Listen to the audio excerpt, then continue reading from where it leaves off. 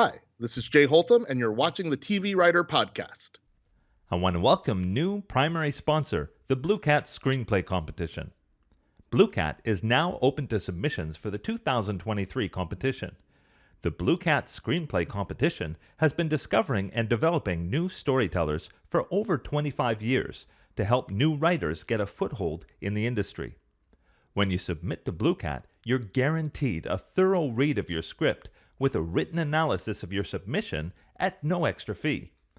Blue Cat believes in supporting writers with more than just an opportunity at the cash prizes, but with feedback to guide each entrant to grow and develop. Blue Cat winners and finalists often make valuable connections in the industry, which help them begin professional careers. In addition, the 5 cash prizes total $18,500 this year. Send in your feature screenplay, TV pilot, or short film script when you're ready. The competition's deadline is October 30th, but if you miss it, you can still catch the late deadline on December 11th. My name is Gray Jones, and I want to welcome you to the TV Writer Podcast, partner of Script Magazine, episode 135 for Friday, November 18th, 2022. Well, today I'm so excited to bring you an interview with someone who is not only a playwright, not only a comic book writer, not only a blogger, but a well-established TV writer. He's written on shows like Cloak Dagger, Jessica Jones, Supergirl, The Handmaid's Tale, lots of shows you've heard of. How you doing, Jay? I'm doing great. I'm doing really great. Thanks for the kind and generous introduction. Very cool. I appreciate it. Yeah. So talk about your backstory. Where did you grow up, go to college, and when did you know you wanted to be a writer, and how did that manifest?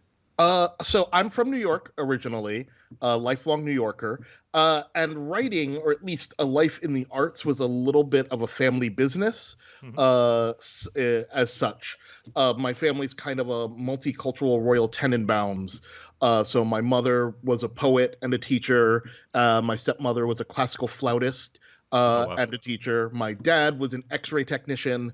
I have artists, musicians, film directors, dancers, all sorts of people in my family. So a life in the arts was pretty much de rigueur. It was just sort of the path was laid out for me. So I was writing from the time I was 8 or so, short stories and some poetry and this and that. While at the same time I was doing theater. I was acting in like high school plays just as sort of a hobby. It was never anything that I considered seriously pursuing at theater as an actor.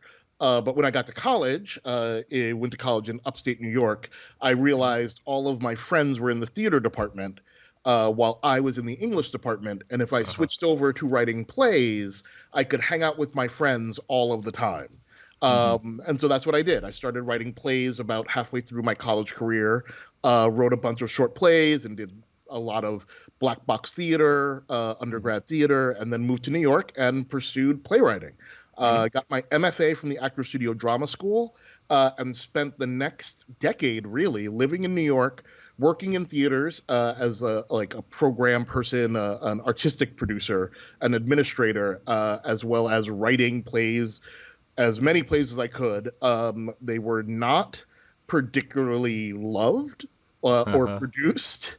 As you can imagine, writing in New York theater is a very, very competitive and difficult field to be in. And eventually, after about 10 years, I was like, I need a break. I need a break from New York. I need a break from theater. This was, the mid 2010s, early 2010s. So just after the 2008 strike, streaming was a big thing. There was a lot going on, and a lot of playwrights were moving out. So I said, all right, I'm going to do that, and packed up my stuff and moved to LA. Wow. And so at what point did comic books enter? Was that after TV, before TV? Before TV, or at the same time. I was always a comic book person. I've always been a science fiction geek. I was raised basically on Star Trek, Star Wars, and Marvel comics. And that was a thing that I did. And of course, theater tends to not be about that. There's much more of it now than there was when I was younger. There are some great playwrights who do genre theater. But at the time, there wasn't a lot of space for that. So I didn't do a lot of it, but I still read and watched a ton of TV, read scripts, read film scripts, saw a lot of movies, and it all sort of filtered in there in one way or another, while also always reading comic books and reading science fiction novels and things like that. Like, that was what I did. That was what I did for fun, really. And it wasn't really until I got to work on Cloak and Dagger that I got to really marry those two things together. Very cool. Well, we'll talk about sort of when you landed in LA. Had you written any television or film scripts at that point? Nope. So what were your expectations like when you got here? What were you looking for? I don't know. I didn't really have any expectations in a way. Like, I was like, I'm going to try this. But it's funny. Over the last few days, I've had different occasions to tell the story, and I always have to preface it with, don't do this at home. This was a terrible set of decisions that I'm very lucky worked out, because you're right. I didn't have any film or TV scripts. I didn't have an agent, didn't have a manager, didn't have a job or a place to live in LA, which was a city I had never been to, and still packed up all of my stuff, sold everything I owned, and moved to Los Angeles. It was not the wisest thing, but when I got here, it was really just, let me find out what this is about. The first few months that I was here was one, getting my like LA legs and my bearings in this town. But the other part of it was reaching out to all the playwrights that I had known in New York who'd made the move out to LA and the move into TV or film writing, and asking them how they broke in and what their experience was. And they were all incredibly kind and generous. In particular, my friend Ross Maxwell spent a lot of time talking to me about it and was had really great and insightful thoughts that like helped me, as well as Steve Harper was another person that I met at that time and gave me a lot of really, really good advice and really good perspective. And so I started to figure it out a little bit. In that time, like, I started to follow people like Carol Kirshner and get to know her work and her point of view. And just tried to figure out, like, okay, let me write something. And so I started writing TV scripts around then. My first few attempts at pilots and specs. And they were awkward, but there's some things I still love. So, I think it all went into the hopper of, like, learning how to do this. I've heard a lot of people say that until your 10th script, you haven't really gotten your legs yet. It's pretty true. It's pretty true. It takes a very long time for you to really, really, really get it. And I'm not even really there, to be honest. There's still stuff that I'm learning, and there's still stuff that I'm figuring out. And still sort of trying out things. I'll be like, okay, let me try this. And it took, honestly, the thing that took me the longest, the part that takes the longest for me, is the part that's about trusting myself. And so, coming into this, I knew TV was about structure and it was about format and all of those things. And so I was really, really dedicated to making outlines and treatments and really, really, really fiddling and knowing the structure before sitting down to actually write dialogue. And that's the thing I did also learn on shows. So I learned, like, outline the way you do on a TV show or on staff. And this summer was the first time I was like, you know what? I think I know the structure well enough that I can wing it. I have not actually done it yet, but I feel like I know what I'm doing enough that I'm just like, I'm just going to have an idea and I'm just going to start writing and see what happens. But it took all of this time to get to that place. Right. And so now you're writing this way. What happened? How did that transition to your first staff gig? The transition was a little funky, as they all are. I will, as I often do, quote, Mark Bernardin, the great comic book and TV writer as well, who says that, breaking in, he usually is talking about comics, but breaking into TV is like breaking out of jail. You figure out your own way, and once you do it, they kind of close the hole up after you. Yeah. So I came in through the Humanitas, which is still out there. This Mm-hmm. Humanitas New Voices Fellowship Yeah. was ultimately the thing that helped me break in. But the path to that was very strange and full of a lot of just luck more than anything Mm-hmm. else. Getting good reads in some contests that I didn't win, but made some friends and fans who like helped me and supported me and wound up putting me up for the Humanitas and then helped me when I finished go out for my first staffing season. Mm. And helped me get staffed on Pitch, which is the first show that I worked on Fox in 2016. Very Um, cool. yeah. But because I didn't go the assistant route, and so I went sort of the fellowships and contest route in my way to a writer's room. The first day I ever set foot in a TV writer's room was my first day of work on Pitch. Wow. Wow. Wow. Wow. Yeah. So fish out of water. How did that go? Yes, it went well. So it went well. I mean, maybe not necessarily the first day.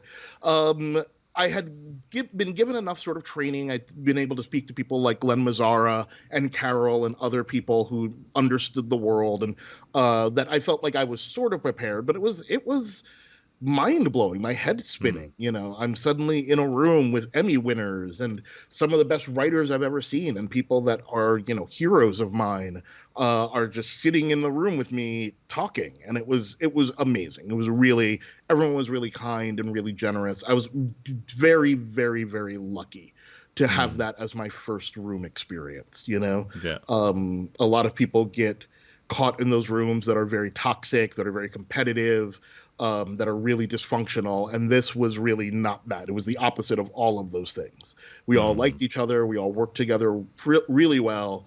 And it was really, I mean, a lot of film school for me. I'm sitting there with Kevin Falls, listening to him break story with, Dan Fogelman and Rick Singer. And it's like, okay, I'm learning how to do this here, sitting with some of the greats, and that was really, really good. That was a good intro into it. Well, just to rewind a little, I think it's a great point to make that I don't hear a lot of people making, that winning a script contest is not necessarily the only goal. No, Can you just talk to that just a little? Yeah. So what happened for me and what I learned from it was, there were a couple of contests, in particular the Page Awards, as well as the one of the Screencraft TV Writing Fellowships that I did not win. I was a finalist for both of those things. But at the finalist round, the readers were agents and managers, like the young, the hungry agents and managers. And so off of both of those, I had an agent and a manager reach out to me to say, hey, I read your script. Even though it didn't win, I really liked it, and I'd like to keep in touch and work with you. And that's basically how I met my first representation. And it was great. And so that is, always wiggle room a little bit, because it already feels that like 2015 was a billion years ago. But that's always my advice, is that, you want to write a script, and getting into it, winning it isn't the only thing. Being a finalist can also be really good for you. And just very good onto point. the radar. Yeah, very good point. And that, just so I understand, I haven't heard as much about the Humanitas. They are not the type of fellowship that will pay half of your salary when you go on staff or anything like that. So what do they do? Like, how does that help? It was great. It was great, both sort of accidentally, as a lot of things are, and on purpose. So the way it worked when I did it, I know that there's been some changeover there, so I'm not entirely sure how it functions now, is one, it comes with a cash prize of like 25 grand, which That's basically helpful. paid for me to not have a job for about half a year, 6 months, to really focus. They hook you up with a mentor, an established TV writer. I was paired with Rashad Rassani, and that the mentor works with you on creating a new pilot, and sort of putting you through your paces and giving you notes and feedback and answering any questions or whatever that you have. And then, the Humanitas is obviously a well-respected organization with deep connections and roots into the community. So they do try to use that to help open doors. But it is not, unfortunately, as easy. Not easy, but it's not as direct as, one of the studio fellowships where the studios are incentivized to get you a job. This one is not like that, which is, a thing that happens. Yeah. So you're on pitch. Yep. You've got an agent. You've got a manager. You're Yep. learning. How long were you on that show? I was there for a little over 20 weeks. We only did one season, 10 glorious episodes. Yeah. And then there was some corporate shenanigans that cut us short, which is a shame. We all still really love it. And honestly, like, the studio and network still really loved it. Dan really loved it. I remember a couple years ago, there was like the rumor mill was going around as Dan's overall 20th was up. And that one of the things they were dangling in front of them was that he'd get to reboot pitch. And I was like, that's great. That's beautiful. Yeah. So yeah, I was in that room. I didn't get a script because we were very EP heavy. And I kind of, for reasons, joined late in the season.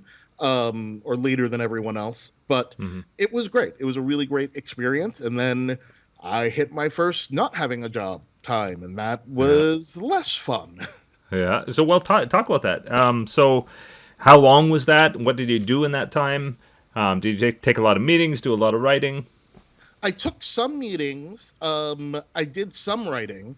I also took other jobs, for a little bit in there, like real weird random jobs. I was a test proctor at a nursing school in the Valley for a couple of months. And I'd had some savings from the gig, but you should always have more. And I was out of work for about 4 months, all told, 3 or 4 months, or more like 4 or 5. So from like right around Thanksgiving till about April the next year when I got my next gig. And it was scary, even as prepared as I thought I was. It was really, really scary, and really difficult. And yeah, not fun. I wish I had prepared myself a little bit better. And how many scripts did you have in your portfolio at that time? At that time, I still really only had like 1 or 2 that were in shape to get sent out.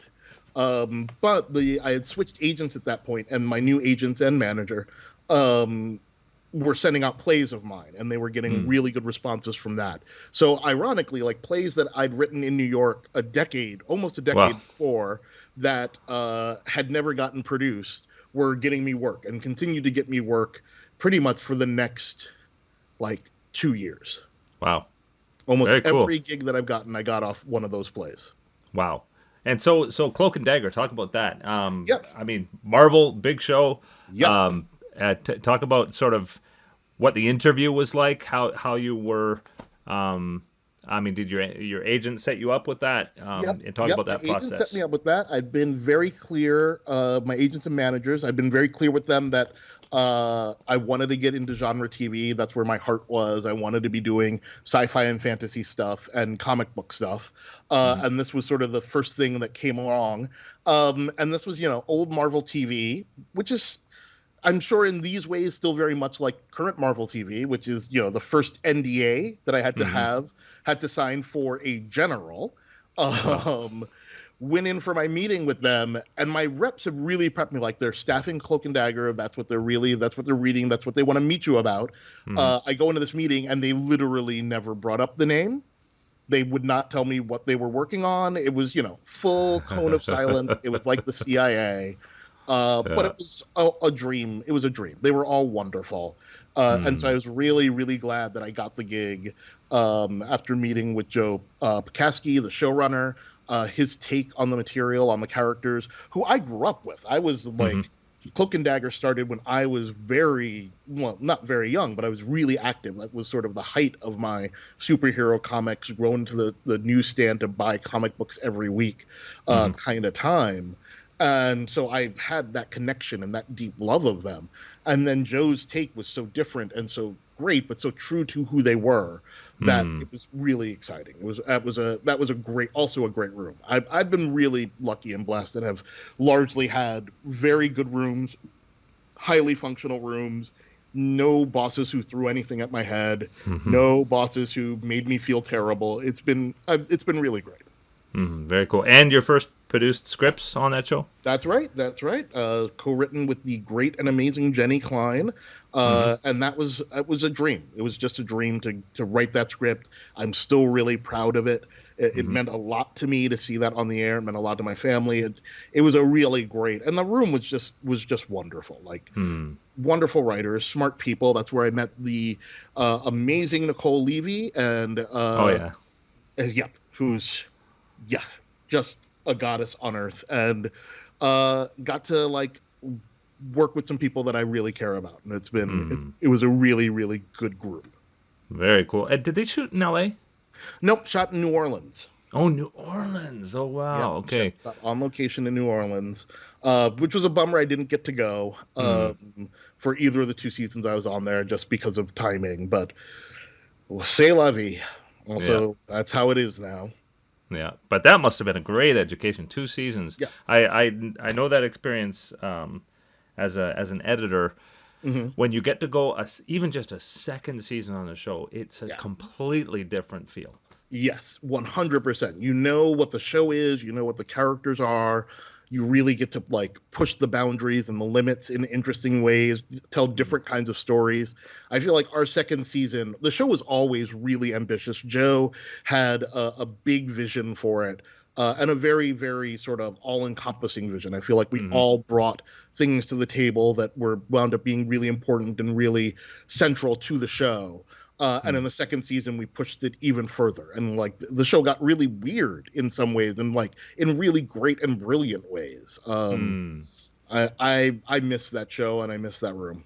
Yeah, very, very cool. And so from Cloak and Dagger to Jessica Jones. Yes. Talk about that transition. So Cloak and Dagger ended. Did you go straight to Jessica, or was there a downtime in between? Pretty much. I got this was like the busiest time of my career, at least thus far, because I was on Cloak and Dagger. So started around April and did the full 20 weeks. I think they extended us once or twice or something like that.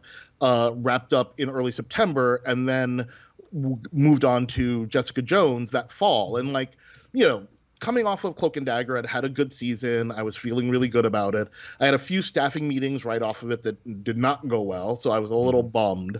But the good thing was, the Marvel execs had remembered me and liked me. And Jenny, who had worked on the second season of Jessica Jones, gave me a stunning recommendation to Melissa Rosenberg. So I met with her. She liked me. And I started working there right around Thanksgiving of that year. And it was so different. It's such a different show and such a different vibe and style. And like Melissa is a very different kind of boss than Joe was, in Joe's room, in Cloak and Dagger, we were, sat at a table with whiteboards and all of that. And Melissa was like, nope, couches. All couches, all the time. I know showrunners like that who don't even have a desk anywhere in the office. Yeah.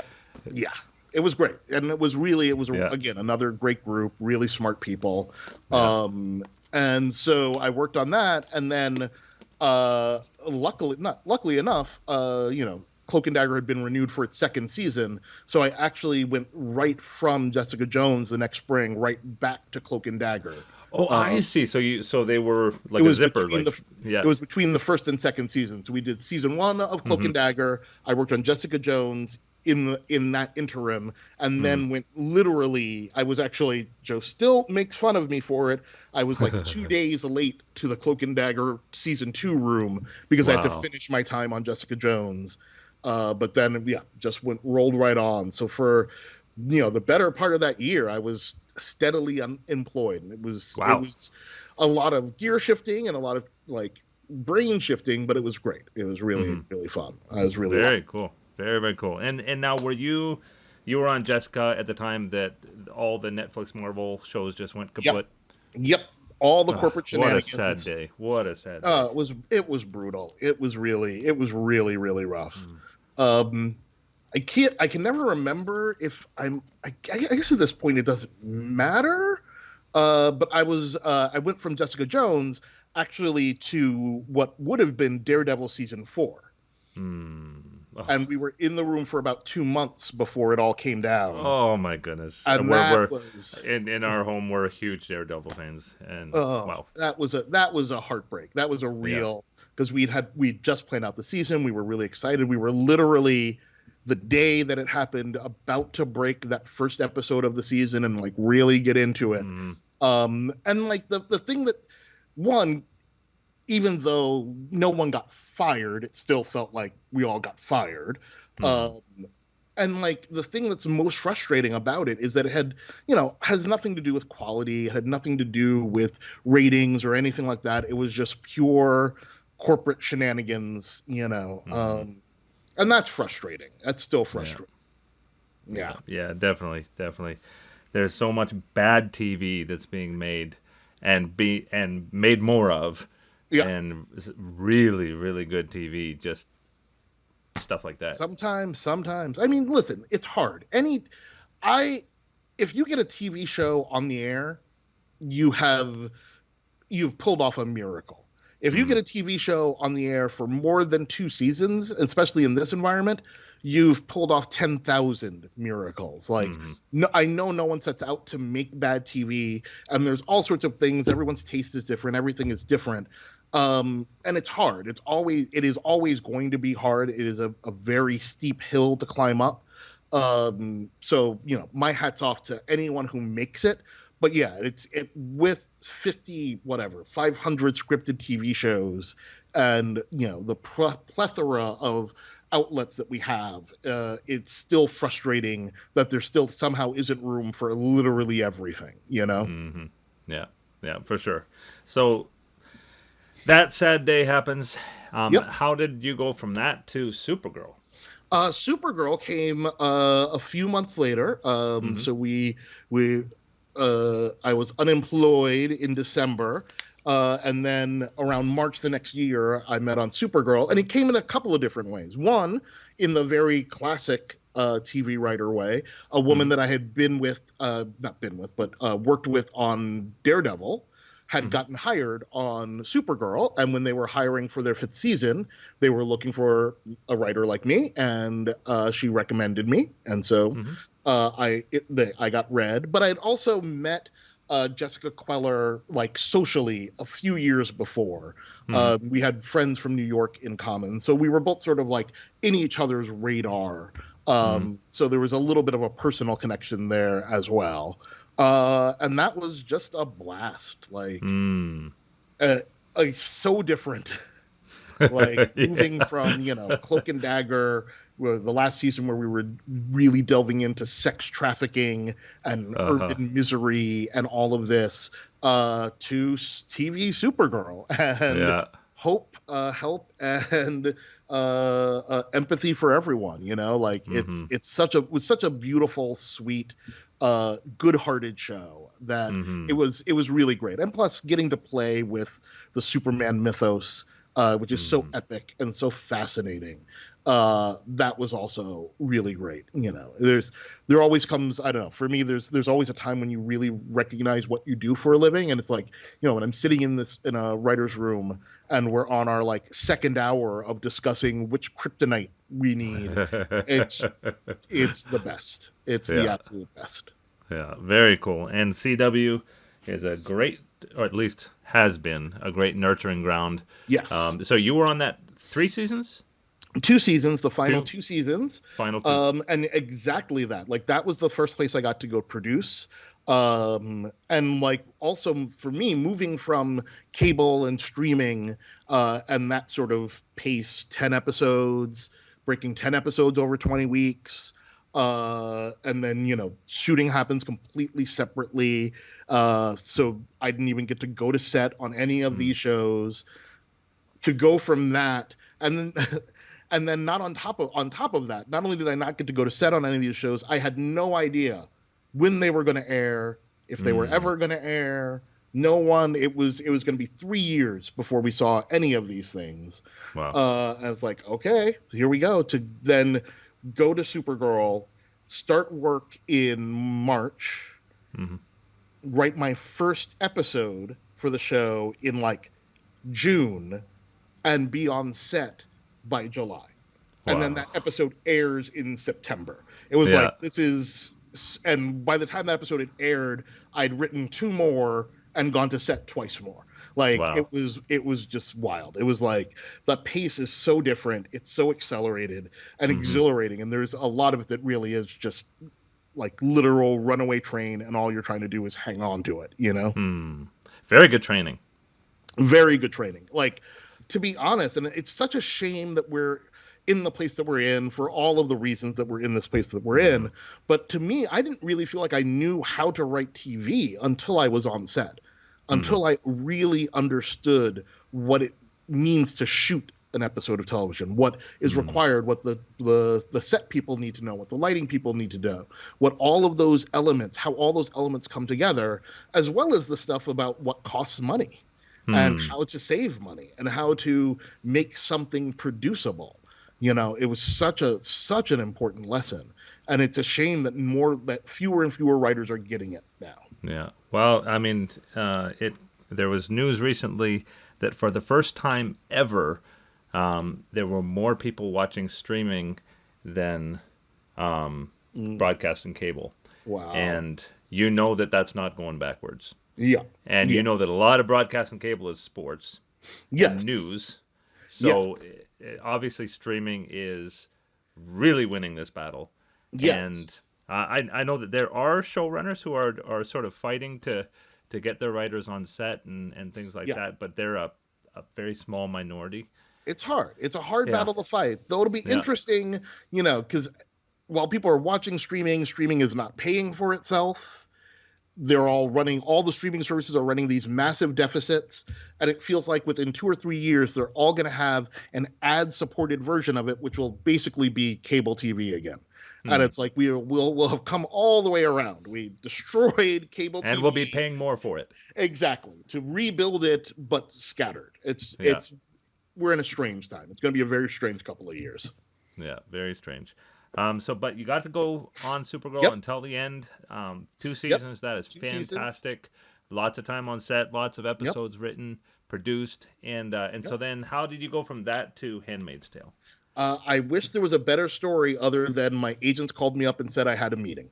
Like there was no personal connection. It wasn't even on my radar. I had just come off of 2 years on Supergirl, one of which was the pandemic year. I was tired. Everyone was tired. I was really, really beat. And I really thought I'll take some time, maybe do some development, maybe work on some other stuff on my own and just coast for a little while. But then this opportunity came up and there was no way I was going to say no. And so, I jumped on board The Handmaid's Tale, and it has been also again, I'm super blessed and lucky to have a really great boss like Bruce Miller and unbelievable colleagues, and to work with maybe the best cast of any show working right now. It's just bangers top to bottom on that cast, and Lizzie Moss is just a powerhouse and a force, and it's great to be in her orbit and watch her work. It's been really, really illuminating. Very, very cool. We're going to take a quick sponsor break, and then we'll be back to talk more about the nitty-gritty of writing and tips. DrivingFootage.com provides 360-degree driving plates for film and TV. Over 14,000 clips are available for locations all around Southern California, with over 100 new cities from the U.S. and Canada coming in 2023.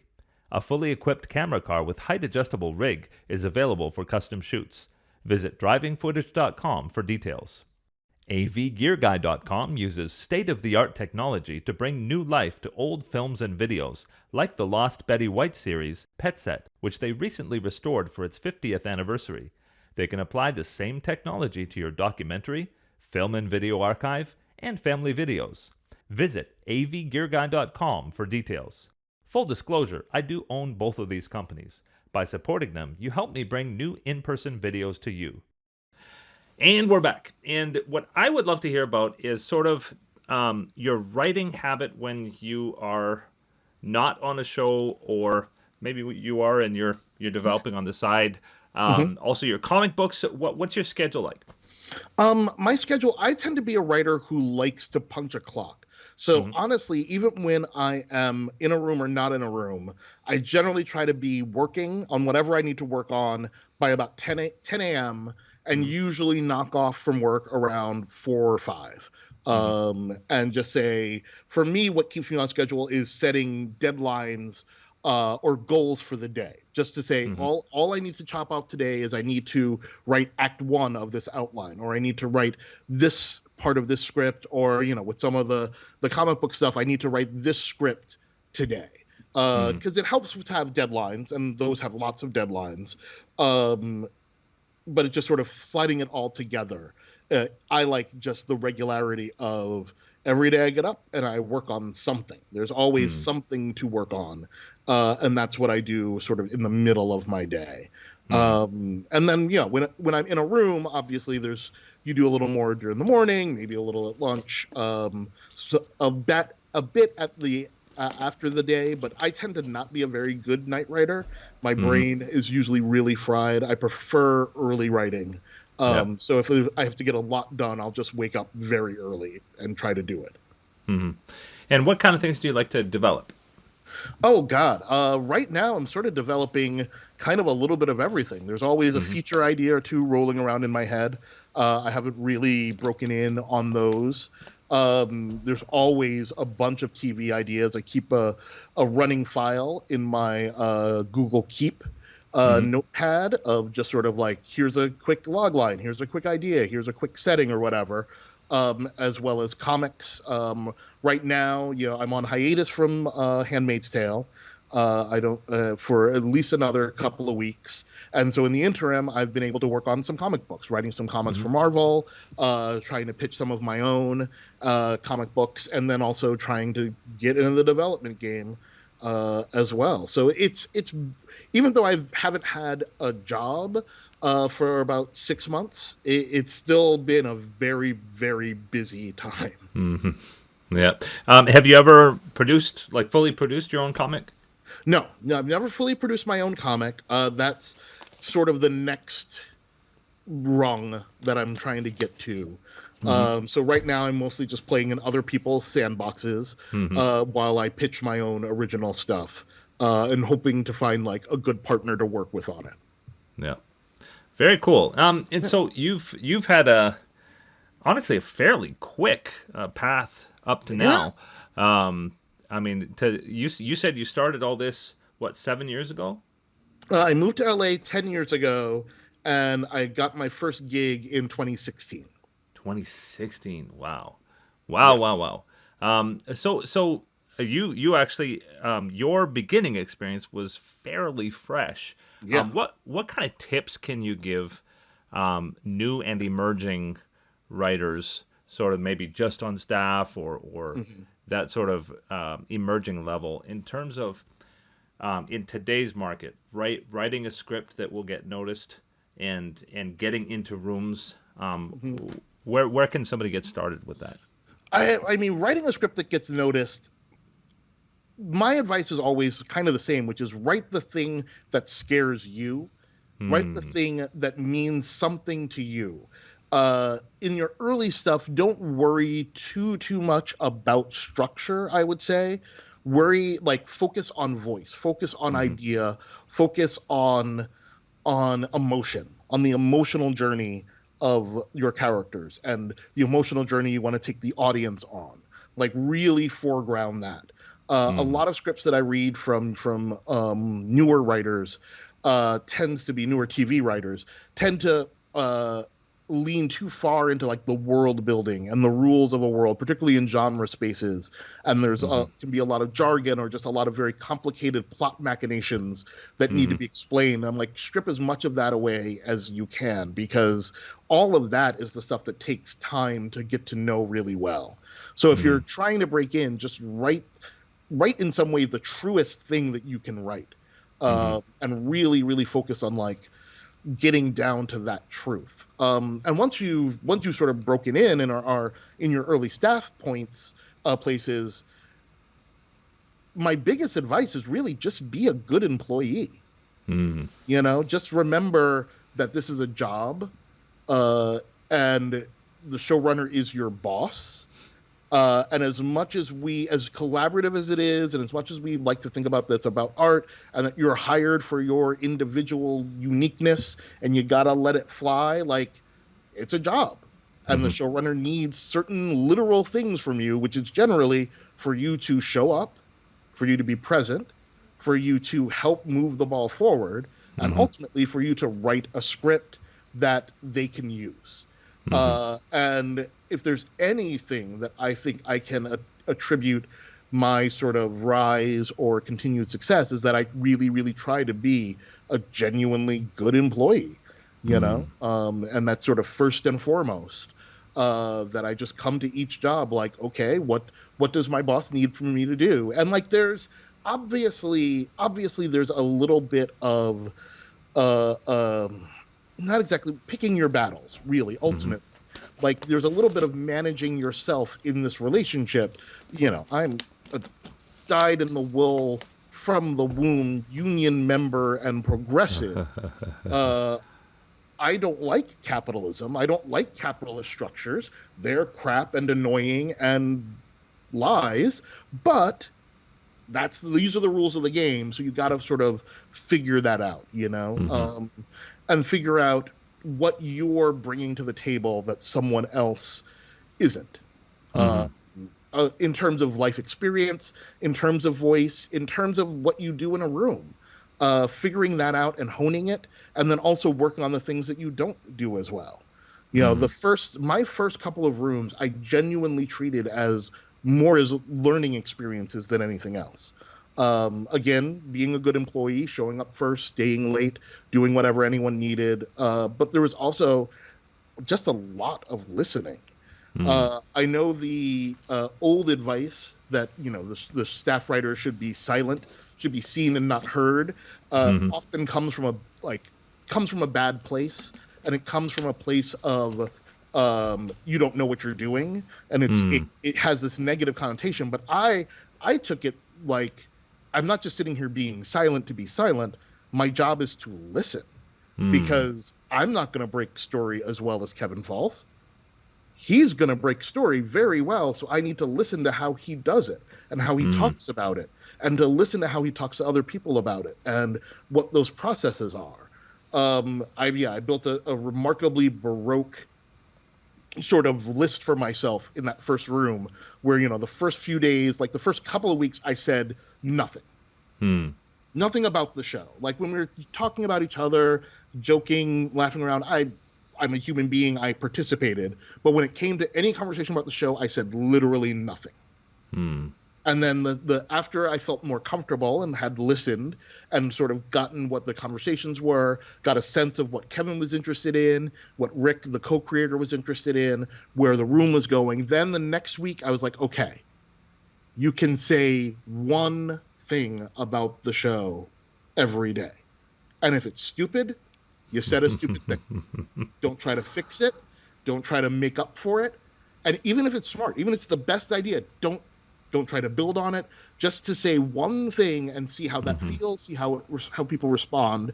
And then once I felt comfortable with that, the next part was, okay, now you can talk until you say something stupid. Until you pick something that fails, until something goes wrong, and then you shut up. If it's the first thing, too bad. If it's the last thing you say, fine, but you shut up. Because, I mean, one of the old school pieces of advice, and it is really true, and it is really frustrating, is when you're in a room with someone who won't let an idea go, it just slows everything down and frustrates everyone, and it kills the creative process. Because that is it. The idea is that you've got 10 minds working on a problem, but if one of those minds is focused on something completely different, it just breaks the flow. And so I was very, very conscious of not being that person. And I think that also helped. And not taking it, the other part of all this is don't take it personally. That's the other reason I'm like, you're an employee. It's a job. Don't take it personally. Most of it is not meant personally. And even if it is, chances are it's nothing about you. Mm-hmm. It's not an issue that you have that you created. I mean, sometimes it is. I've worked with some people who've created many issues, but like generally, in my experience, it's someone else is having a reaction to something, and you don't have to take it personal. Mm-hmm. Talk about Zoom rooms. How are they different? Strengths, weaknesses, things you miss about being together, and things you don't. All right, I'll start with the strengths because I prefer to start with the good stuff. Mm-hmm. You cannot beat the commute. Yeah. It really is. It is, I think, actually really meaningful that like I don't have to travel somewhere. I don't have to travel home. I get a lot more done in my day. All of that. You don't have to stay in LA, which is great. I've worked with writers who were traveling. I worked with writers who were in New York or Ohio. It's been work with collaborators. It's great to not to be tied to LA. And the other thing that comes with that is that the somewhat transitory nature of it also allows you to live more of a life. Mm-hmm. You know, there's an understanding that you have. It's a clearer understanding that you have a life. So if I can travel, I can still participate in work, at least for part of the day. You know, in the sort of before times, you worked 20 weeks straight unless you had like a very ironclad commitment that you could not get out of. You had to be to work. We don't get vacation days. We don't get that time off. And now people can. Now you can go on vacation or spend more time with your family or your friends and still also be available to work. So that's great. There's another thing that I really liked about it in terms of the creation. I've lost it. I talked too much. But in terms of the negatives, all the things that you know. It's a platform designed really for one person to talk and a bunch of people to listen. So it's easy for people to dominate. It's hard to get the rhythm really going because the internet falls out or two people are talking at the same time, and it's much harder to parse it on screen than it is in person. And it's harder to like break in once people, it's all of that is really true. And all the stuff that I miss about being in person. The little conversations you have at lunch or getting snacks or the snack breaks or at the beginning of work and at the end of work. All of catered those lunches. Well, the catered lunches, but like it was having started I did the first season of Supergirl in person. The second season we were on Zoom, and we had new people come in, and it's so much harder to get to know them, so much harder for them to get to know you, because it's all like you have to make that effort. It isn't like, oh, hey, it's the end of the day. I'm going to meet a friend of mine for dinner 2 blocks from here, but I've got half an hour. You're still in your office. Let's just sit and chat. You know, there's none of that. It would have to be, let me call you or let me email you. Let's make an appointment. It's just more awkward, less organic, and a little bit harder to maintain the continuity of thought, I find. Oh, the other thing that I do like about it is that the days are shorter. Because it's so much harder to be on Zoom, I always felt like we were much more focused in a lot of ways. And we're able to achieve a lot more in shorter time because there are also less distractions. But of course, it's all pros and cons. I'm hoping to be back in in-person rooms, to be honest. I do really miss it. Yeah, very cool. So do you still write plays? On occasion, yeah.